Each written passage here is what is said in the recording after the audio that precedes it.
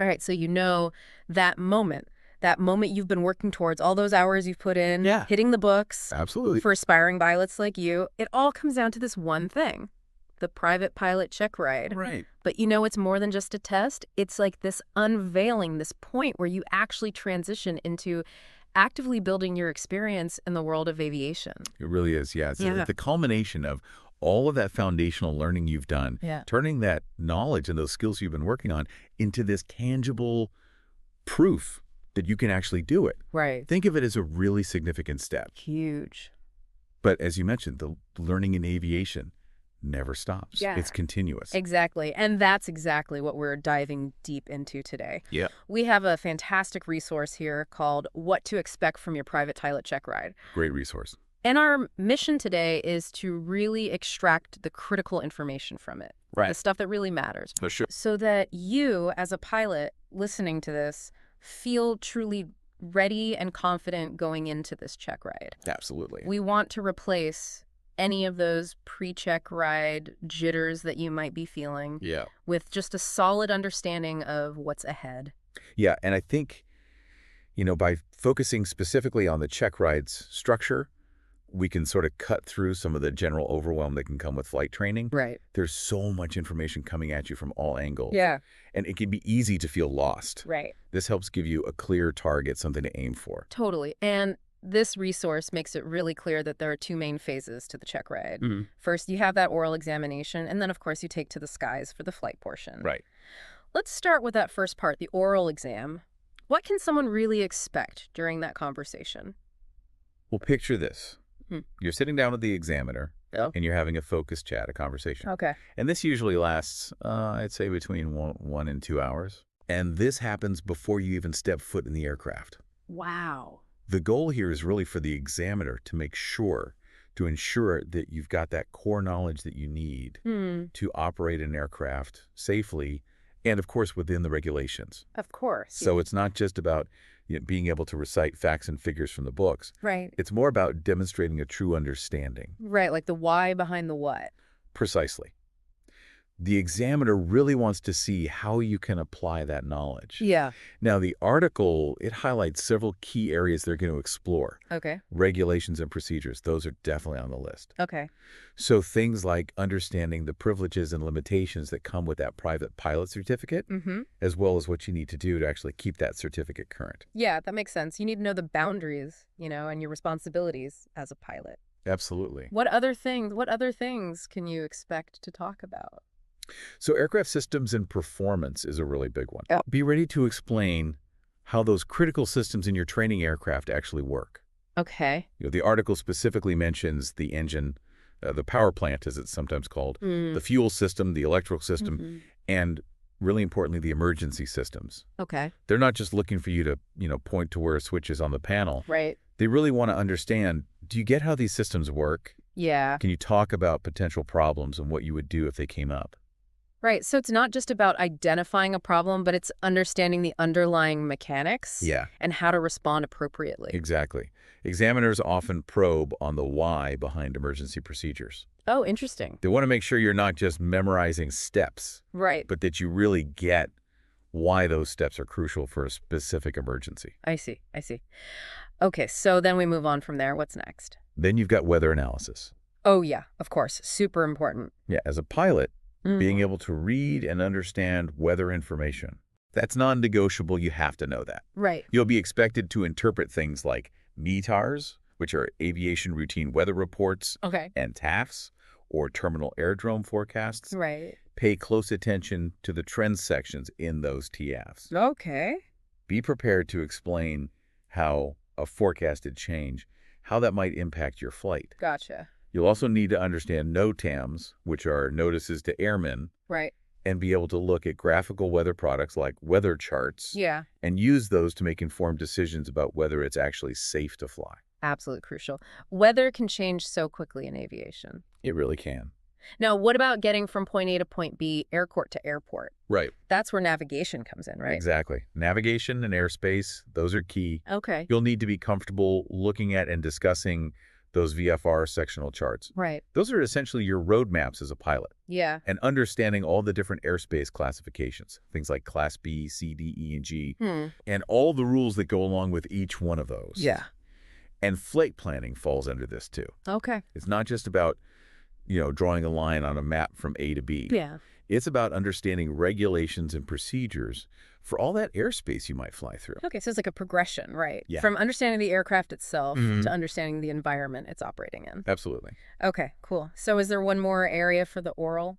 Yes. The final major knowledge area that the resource really dives into is aeromedical factors. Oh, right. Okay. The examiner is likely to cover important topics such as hypoxia. Which is? Hypoxia is basically a lack of oxygen Okay. and spatial disorientation and fatigue. Right. They want to make sure you understand how these physiological factors can really affect a pilot's ability to fly safely, and just as importantly, how you can mitigate those risks. Yeah, that's so important. It's really easy to get, caught up in the technical side of flying. But understanding how your body and mind are affected is fundamental to safety, Absolutely. It's super important. Now, let's say you're in the middle of this oral exam, Okay. and the examiner throws you a question, and you're just like, oh, I don't know this one. Yeah. Is that an automatic fail? Not at all, no. Yeah. The source actually makes this really reassuring point. Okay. Just because you get a question wrong, it doesn't mean the end of the world. It doesn't mean you failed. Okay. Examiners might give you a chance to self-correct. Right. Or to kind of explain your reasoning behind your initial answer. I see.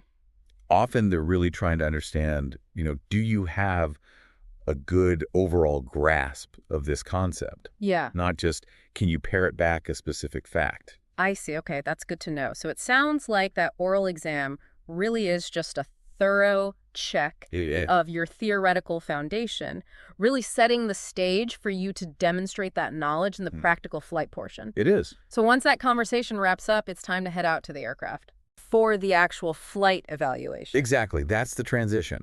The source mentions this flight evaluation usually lasts about an hour and a half to 2 hours. Wow. Okay. This is where you really get to show off your ability to operate that aircraft safely and competently. Yeah. So you've successfully gotten through that comprehensive oral exam. Now you get to take all that knowledge and put it into practice up in the air. I love it. All right, let's talk about that. In the air, what kind of things are you actually doing? Yeah. What specific maneuvers and procedures can you anticipate performing during this flight portion? Well, the list is pretty comprehensive. Okay. It covers a lot of the essential flight skills you've been practicing. Okay.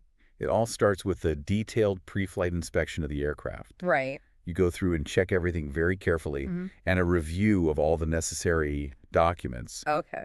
to make sure that the aircraft is actually airworthy and that all your paperwork is in order. Yeah, that pre-flight walk-around is so critical. It is. It's like your last chance to spot anything that might be amiss before you even think about taking off. Exactly. Okay, so what happens after that thorough check? Then you're likely going to demonstrate various takeoffs and landings. Okay. This includes your normal procedures, short field takeoffs and landings, Right. and also soft field techniques. Okay. Each of these requires you to adjust your control inputs just a little bit, and the techniques are a bit different, Right. just to handle those specific conditions of that runway. Right. Yeah. Adapting to different runway lengths and different surfaces Yeah, is like a fundamental skill for any pilot. it is. Absolutely. What about some of the more involved maneuvers once you're airborne? Okay, so you can expect to perform steep turns, for example. Yeah. This demonstrates your ability to maintain control while that aircraft is banked at a higher angle. Okay. You'll also be doing slow flight, Mm-hmm. showcasing your proficiency in handling the aircraft when it's near its stalling speed. Yeah. And of course, stall recoveries themselves. Of course. Both power on and power off stalls. Right. Those are really crucial parts of this evaluation to make sure you understand how that aircraft behaves at those limits. Right at the edge of the envelope. Yeah, exactly. And how to recover safely. Mm. I actually remember, back when I was training, I used to feel quite nervous about stall recoveries. Really? Yeah, it was one of those maneuvers that always had me a little on edge. That's interesting. I mean, they are such an important maneuver Yeah. to have mastered. They are, yeah. What are some of the things you see, like common mistakes that students tend to make during those maneuvers? Oh, I'd say the biggest ones are hesitation in applying full power during the recovery, Okay. or incorrect rudder input. Gotcha. Those are the two biggies. Yeah, those definitely demand a lot of precision and a solid understanding of, the aircraft's characteristics. Absolutely. Now, the source also mentions navigation during the flight portion. How is that going to be evaluated? So you'll likely be asked to navigate using something called pilotage, Okay. which means using visual landmarks on the ground Okay. to figure out where you are and where you're going. Like using your eyes. Exactly. Your eyes and a map. Okay. And also dead reckoning, Okay. which is kind of like navigating with a map and compass on the ground. Mm-hmm. But instead of walking, you're flying. Right. Relying on your calculations of time and speed and direction. Exactly. That shows the examiner that you can navigate effectively, even if all those fancy electronic aids were to fail. Right. So it's about having those foundational navigation skills as a backup. Yes, precisely. I like it. Okay, what else? Emergency procedures are a big one. Okay. The source specifically mentions simulated engine failures, Yeah. which is something that every pilot needs to master. Yeah, of course. Yeah. You've got to know what to do if that engine quits. Absolutely. All right, so what about maneuvers closer to the ground? Okay. The source mentions ground reference maneuvers. Yes. You'll probably be asked to perform some ground reference maneuvers, such as S-turns across a road Right. and turns around a point. Okay. These maneuvers really help refine your ability to precisely control the aircraft Mm-hmm. while also compensating for the effects of wind. Yeah, those always look so difficult. They do require a delicate touch. They do, yeah. Now, I noticed the source also mentions instrument flying, but then it says, if required. Can Yeah. you clarify what that means exactly for a private pilot check ride? Sure. So for the private pilot certificate, the instrument flying portion is typically going to be pretty basic, pretty limited. Okay. It's usually limited to basic attitude instrument flight. Okay. This means you need to be able to demonstrate that you can control the aircraft using only the instruments in the cockpit. Right. Things like the attitude indicator, the airspeed indicator, and the altimeter Okay. for a short period of time. Gotcha. This will usually include maintaining straight and level flight Mm-hmm. and making some gentle turns. It's not about doing complex instrument approaches or anything like that. Right. It's really about making sure you have that fundamental understanding of how to maintain control if, maybe you accidentally fly into a cloud. Right, or you lose visibility for some reason. Exactly, what we call instrument meteorological conditions, or IMC. Yeah. Okay, that makes sense. It's kind of like a vital safety skill, right? It is, yeah. Making sure that you can recover Mm-hmm. if you suddenly lose those outside visual references. Exactly. Okay, and of course, no flight evaluation would be complete without assessing your ability to operate in the airport environment, right? Absolutely. You'll also be evaluated on your ability to operate within the traffic pattern at an airport, Mm-hmm. including using the correct radio communication procedures with air traffic control, Right. or making those standard position reports when you're in uncontrolled airspace. Okay. This demonstrates that you can safely integrate with all the other traffic in the air. Right. Absolutely. So throughout all these maneuvers and procedures, what's the examiner ultimately evaluating? What are they really looking for? So the source really emphasizes this point. Okay. They're primarily assessing your aeronautical decision-making, Okay. your overall situational awareness, Mm-hmm. which is your ability to understand what's happening around you, Right. and of course your basic aircraft handling skills. Right. Okay. They want to see that you can safely operate the aircraft Mm-hmm. and that you can make sound judgments. Right. Okay. The article also makes a really good point. Even if you make some minor deviations from perfect performance, Mm-hmm. that doesn't necessarily mean you failed, Okay. as long as those deviations don't compromise safety Right. or indicate that you have some fundamental lack of understanding of those core piloting principles. Right. Okay, that's a really good point. It's about demonstrating competency and safety, not absolute flawlessness. Exactly. Yeah. Okay. Now, leading up to this big day, what are some key steps that a pilot should take to prepare and get into the right mindset for this check ride? The source has some great advice here. Okay. First and foremost, it highlights the critical role of your flight instructor. Yeah. That endorsement, that sign-off they give you to take the check ride, Right. that's a really strong indication that you're ready. Yeah. Instructors, they typically won't recommend a student unless they are truly confident that they can meet the standards. That vote of confidence from your instructor has got to be a huge boost. It is, yeah. All right. So what else can a student do to build their confidence? So doing a mock check ride is incredibly valuable. Okay. You can do this with another instructor Mm. or maybe a more experienced pilot. Okay. This gives you that really realistic simulation of that check ride environment. Yeah. And it can help pinpoint any remaining areas where you might need a bit more practice or maybe get some clarification. Yeah. Yeah. That makes sense. And then going back and reviewing your past flight training notes and really spending some time focusing on those areas where you don't feel quite as secure. Right.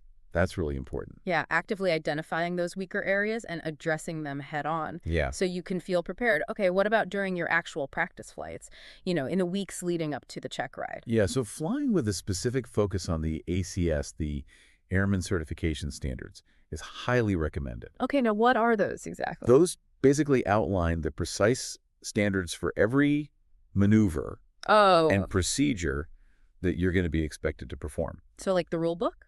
Yeah, pretty much. Okay. So really familiarizing yourself with the ACS and then practicing each item to those standards is going to ensure that you're actually meeting the examiner's expectations. Right.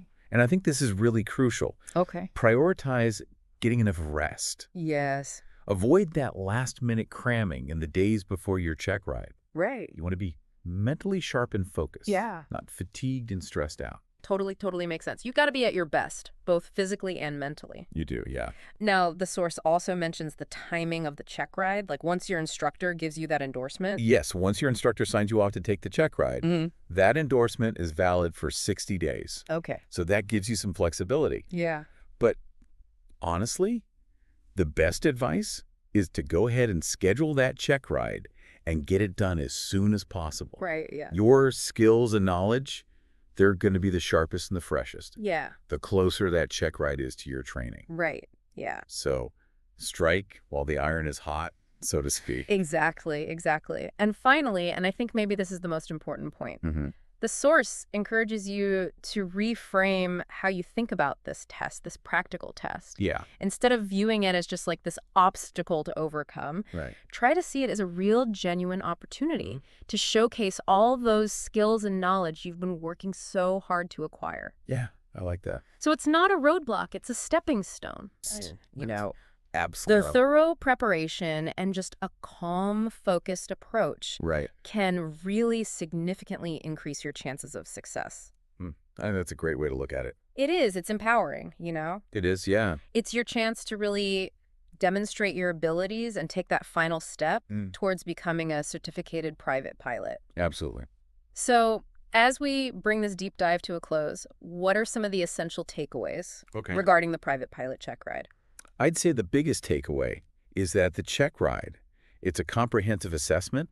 It's testing both your theoretical understanding of aviation and then also your practical ability to actually fly an aircraft safely and competently. The Airman Certification Standards, those are your Bible. That's your guide. Yeah. That outlines everything that's expected of you. Gotcha. So thorough preparation, I can't stress this enough. You've got to prepare across all the required knowledge areas and all the practical flight maneuvers. That's absolutely paramount. Okay. And remember, trust your instructor. Yeah. They are the experts. They are. Their judgment about your readiness is really important. Yeah. And having a good understanding of what that check ride process actually looks like, that can really go a long way in reducing any anxiety you might be feeling. Absolutely. So it really comes down to knowing what to expect, preparing thoroughly and strategically, and then having confidence in the quality of the training that you've received. Exactly. Now that you have a clearer picture of what lies ahead for you on this journey to becoming a pilot, what specific area are you going to dedicate your focus to in these final stages of your preparation to really take ownership of this next chapter in your aviation journey? Think beyond just getting that passing grade and consider what it means to embody all those qualities of a confident and safe pilot. Couldn't have said it better myself. Well, that's all the time we have for this deep dive. Right. Until next time, keep your wings level. And your landing smooth.